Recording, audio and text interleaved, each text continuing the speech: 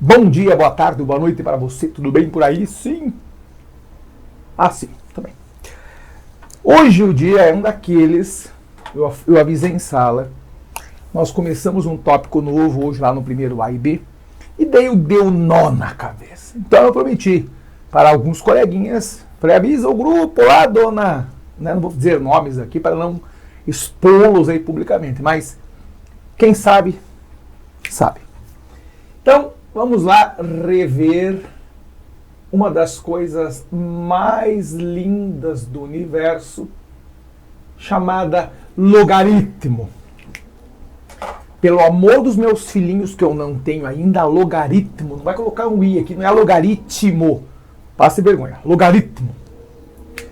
Eu contei em sala o seguinte, eu vou usar um outro exemplo, porque senão as pessoas vão achar que só tem esse exemplo na Terra. Quando se fala assim, 3 elevado a alguma coisa dava 27. Isso lá nas equações exponenciais. Lembra disso? Pois é, que vem antes de log, exatamente antes de log. Daí que se faz? Cara, você vê que tem um 3 aqui e tem um 27 aqui. Então, desconfie. Tem alguma coisa a ver com os dois. Então, o que você faz? Não dá para transformar o 13 em 27. Então, você transforma o 27 em alguma coisa com 3. 3 elevado ao x, quem é 27? 3 vezes 3 vezes 3. Ou seja, 9 vezes 3 que dá 27. Então, 3 ao cubo. Como você tem 3 de um lado, 3 do outro, você sabe o que faz, né? Faz Hadouken! Hadouken! Portanto, o x será 3. Ok? Ok. Agora eu vou contar uma coisa para vocês. Talvez isso soe estranho e soe até um pouco frustrante para você que ficou endeusando o logaritmo, achando a coisa mais difícil da Terra. Você acabou de calcular um log e não sabia. Quando você calcula esse expoente aqui, na verdade você está calculando o log desse cara, considerando o 3 como referência. Então, como é que o povo da matemática escreve isso? Os caras inventaram uma notação própria, dizendo assim, ei, quem é o log de 27 na base 3? Quem é isso? Então, na verdade, o que nós acabamos de tentar descobrir é quem é o expoente do 3, certo? Que dá 27. 3 elevado a quanto dá 27? Então, como é que você aplica isso no logaritmo? Vocês não conhecem, a geração de vocês, uma geração de gente jovem, não conhece relógio analógico. Relógio analógico, olhando de frente, os ponteiros vão assim, né? São 2 ponteiros, um da hora, um do minuto, vai andando assim, por isso que chama-se sentido horário, certo? Pense no sentido anti-horário, ou seja, os ponteiros andando ao contrário. É justamente o que você tem que pensar aqui. Ponteiro no sentido anti-horário. Esse elevado a esse tem que dar esse. Então, reescrevendo, esse cara aqui de baixo chama-se base. Esse cara aqui, que é o número que você está tentando determinar o logaritmo, chama-se logaritmando. Logaritmando. E esse x é justamente o próprio logaritmo. Ou seja, é um expoente. Então, reescrevendo, 3 elevado a x tem que dar 27. Ou seja, exatamente o que nós tínhamos aqui. Então, quando você tenta achar um logaritmo, na verdade, você quer achar o expoente da base. Claro para todos isso? Sim. Então, dada a base, dado o logaritmando, é só achar o logaritmo. Então, recapitulando, reloginho sentido ao contrário, reloginho anti-horário. A base elevada a esse cara aqui, ao logaritmo, tem que dar esse cara aqui do meio, que é o logaritmando. Até aí foi? Sim, sim. Então, vamos lá. Tentar ver se a gente realmente entendeu. Veja lá, nós tivemos aí praticamente 1h30, considerando uma das turmas, e 45 na outra. Ou seja, uma aula só. Nós vamos tentar condensar tudo aquilo em meia hora. Um pouco menos, talvez. Pergunta, não, nessa cor não. Temos milhões de cores. Vamos fazer multicolorido, que nem eu faço em sala. Para quem me conhece lá do presencial, eu faço tudo sempre colorido. Não é porque fica bonitinho, é porque daí dá mais visual, não estético. Você consegue ver as coisas de onde vieram para onde foram. Porque senão tudo em branco não dá para ver nada, não dá para entender nada. Com colorido já é difícil, imagina tudo em branco. Então a pergunta que eu lhes faço é: quem é log de 64 na base 2? Então nosso problema é achar esse cara aqui. Então, Nosso problema é descobrir quem é o expoente de 2, que 2 elevado a ele dê 64. O senhor sabe o que tem que fazer aqui, né? Decompor o 64. Vamos lá. 64 por 2, 32. Por 2, 16. Por 2, 8. Por 2, 4. Por 2, 2. E por 2, 1. 1, 2, 3, 4, 5, 6. 64 pode ser reescrito como sendo 2 à sexta. Então, 2 elevado a x é igual a 2 à sexta. O que dá para fazer aqui? Corta o 2 com o 2. O nosso x é 6. Então, quando você descobre que o x é 6, estamos dizendo que o logaritmo de 64 na base 2 é o 6. Por quê? Porque 2 elevado a sexta dá 64. Claro para todos? Sim, sim. A grande vantagem desse negócio gravado, se pode dar pausa, pode voltar tantas vezes quanto necessárias, coisa que não dá para fazer na aula por questões óbvias. Lá é ao vivo. Lá só se for na carteira de cada um, que é que geralmente eu faço. Claro, desde que chamem, obviamente. Pergunta. Então agora vamos começar a complicar as coisas. Quem é o log de 10.000? O quê? Esperando vocês fazerem uma pergunta. Eu incomodei bastante as turmas até que perguntaram. Em qual base? Ah, muito bem. O grande problema do log não é o log em si, e sim a base. Se a base fosse 3, ou 5, ou 8, daria um trabalhão infeliz. Não aparece a base. Então cuidem, quando não aparece, você pode considerá-la como sendo 10. Ok? Ok. Então aplica a mesma ideia. Nós temos alguém, que por enquanto eu não sei quem é, que 10 elevado a esse alguém vai ter que dar esse cara. Ou seja, 10 elevado a um expoente que eu não sei vai dar 10.000. A grande vantagem é, você tem duas maneiras de achar isso. Quando todo mundo é 0, menos um deles que tem que ser 1, então só vale para 10.000, 100.000, 1 milhão, 1 quintilhão, ou seja, tem que ser 1 seguido de vários zeros, você tem duas maneiras de achar isso. Você conta só o número de zeros. Então eu tenho 4 zeros. Ou seja, está aqui teu log, direto, logo de cara. Quando é 1 com mais n algarismos, se pega os n zeros e tira 1. Desculpa. Conta direto. 4 zeros é 4. Então, log de 10.000 na base 10 é 4, porque 10 a 4 é 10.000, certo? Agora a pergunta na banca se fosse a seguinte. Quem é o log de 12.000 na base 10? Então lembre, quando a base é 10, ela não precisa aparecer aqui. Só coloquei para dizer que é a base 10, mas se não tiver nada ou tiver o 10, é a mesma coisa. Agora vem a pergunta boa. Quem é o número que 10 elevado a ele dá 12.000? Temos um problema, porque esse número aqui não vai ser inteiro. Ué, claro que não, porque 10 à quarta, acabamos de ver, dá 10.000. 10 à quinta, dá 100.000. Então temos um problema. Não temos não. Olha que técnica boa. Quando o número que está aqui, ou aqui, né? Não, aqui não, desculpa, aqui. Estou dormindo, né? Aqui. Este ou esse. Quando a base for 10, você tem uma técnica. Se for 1 seguido de vários zeros, é só contar o número de zeros. Agora, se for um número biruta qualquer, onde tenha número diferente de 1, você conta quantos algarismos tem.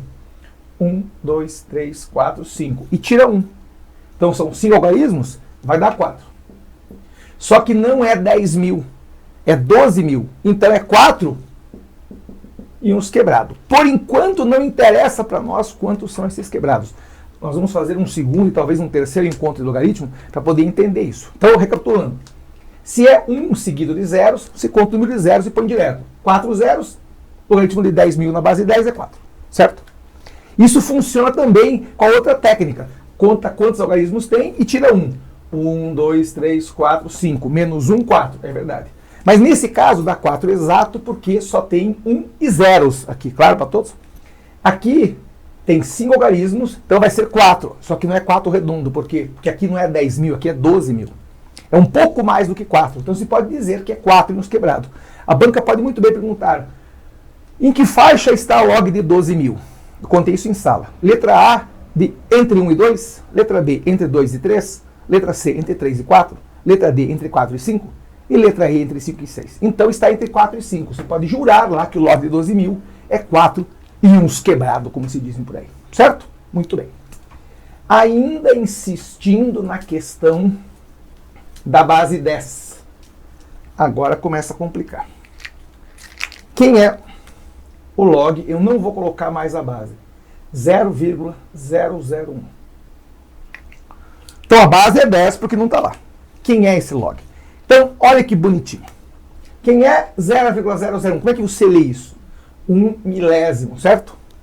1 milésimo. Isso aqui é exatamente a leitura disso. A pergunta é: quantos zeros tem? 3.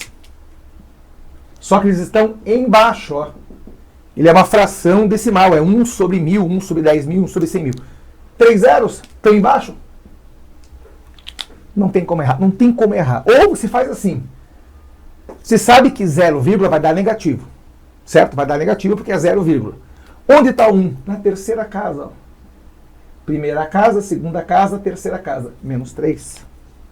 Só vale, vou insistir nisso, para 0,00001. Não adianta fazer para 0,0007 que não funciona.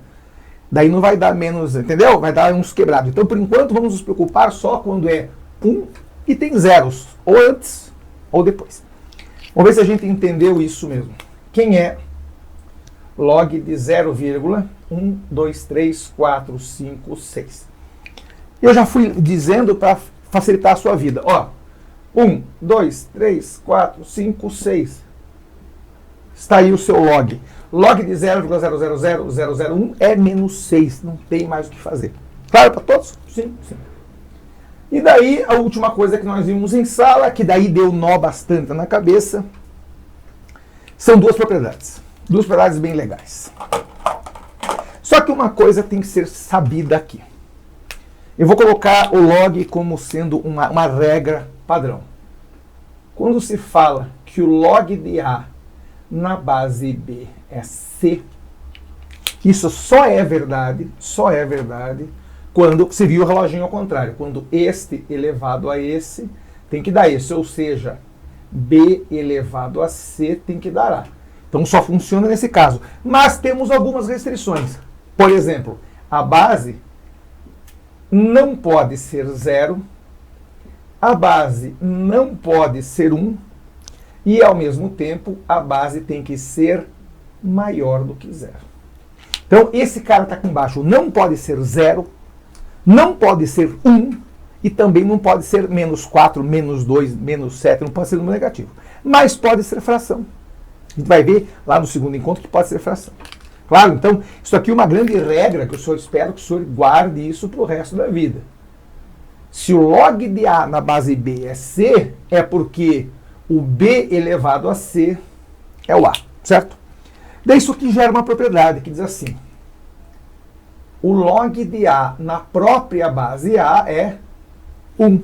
Meio óbvio, né? Porque o A elevado à primeira é o próprio A. Daqui tem uma outra coisa legal que surge, que diz assim: log de 1 em qualquer base A é sempre quanto? Sempre 0. Óbvio, né? Qualquer número elevado a 0 é 1. Daí alguém vai dizer, mais menos o 0. Mas tem restrição, ele não pode ser 0. A base não pode ser 0. Então, log de 1 em qualquer base menos a 0, já que 0 não pode, é o próprio 0. Certo? Sim? Sim. E daí tem uma coisa bonitinha. Isso daqui não existe. Não tem log de 0. Não tem nenhum número que é elevado ao outro de 0. Então, log de 0 não tem. O que tem é log de 1, que dá 0. Agora, log de 0 não existe. Certo? Daí uma propriedade que realmente é uma propriedade muito bacana, que às vezes salva você de algumas bobagens, de algumas birutices, é a seguinte. Log de A elevado a B na base C veja que é o A que está elevado a B. Isso aqui é a mesma coisa que pegar este B biruta que está aqui na frente e colocar na frente do log multiplicando. Então isso aqui fica B que multiplica log de A na base C. Um exemplo numérico. Quem é log de 9 na base 3? Bom, todo mundo sabe que isso daqui vai dar 2, certo? Sim, porque 3 ao quadrado dá 9, certo? Todo mundo sabe disso. Mas vamos tentar reescrever o 9 de outra forma. Quem é 9? 3 ao quadrado, certo? Sim, sim.